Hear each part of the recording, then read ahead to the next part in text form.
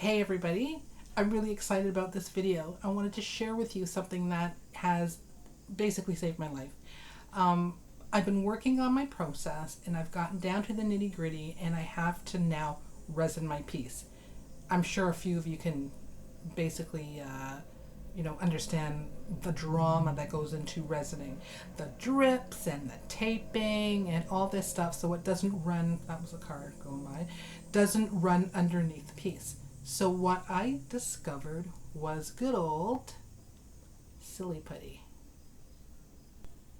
Now, because Silly Putty is silicone based, it is now one of my favorite materials to have in my arsenal of supplies, because I have chemical sensitivities, and it is something that I can work with, that I don't have to wear a mask around, especially in this heat.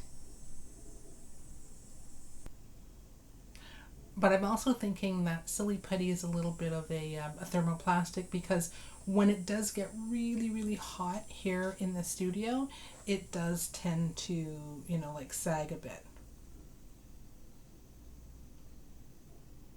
However, the minute you stop handling it, it just firms right up. So I'm just going to put this down. But the good thing is that it has so many benefits, and I'm going to share those with you right now.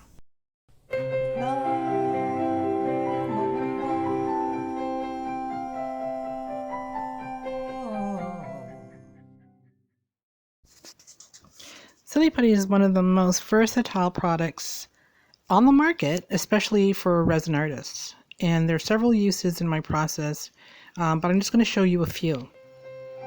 Now, remember not to manipulate the Silly Putty too much, as it'll soften because it's thermoplastic, and work in room temperature. That's actually the best, is a room temperature setting, not too hot.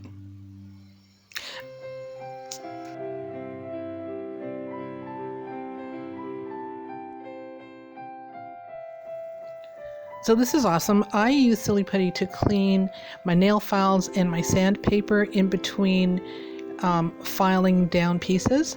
And what it will do, as you'll see, is once you lay down the Silly Putty, it'll pick the grit and that's gumming up the teeth.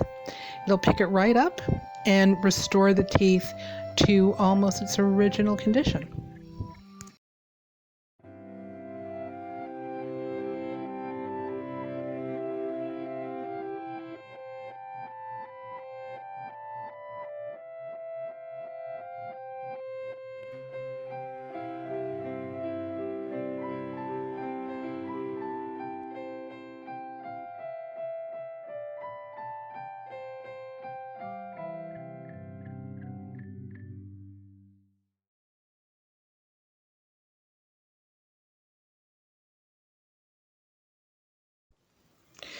Another use for Silly Putty is making a one-off mold. It's not going to be reusable, but if you just need something very quick, you'll see that I just use my sample there. I just press that keychain in there, and voila, there you have it.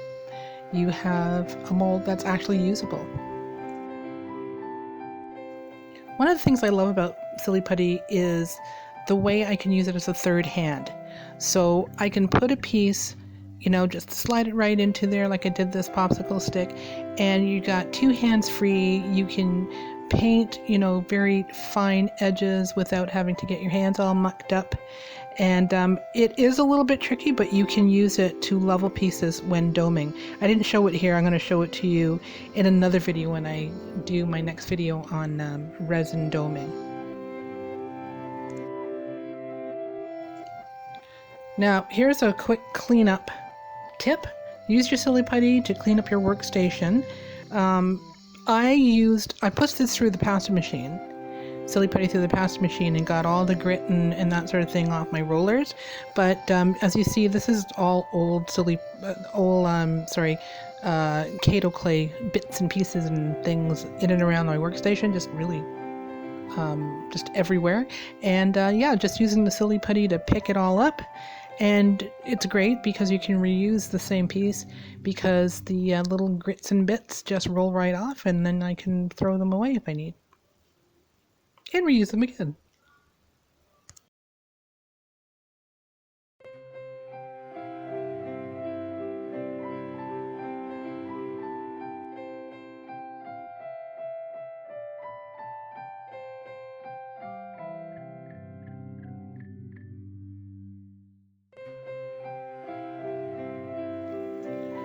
Now here's a fantastic discovery. I use acrylic brushes when I dome and glaze my pieces. Art resin being my resin of choice, I find that it goes on quite smoothly, and although it might not, it's not supposed to react with other plastics, but I find that if by using the acrylic brushes there's a lot of bristles and things, it will get in there and get all stiff, as you can see here. So I use the Silly Putty by just basically folding around my bristles, and I've just only done it for like a few minutes, maybe 5 minutes, and then I take off the Silly Putty, and although this brush was encased and with hardened resin, it does come off quite easily.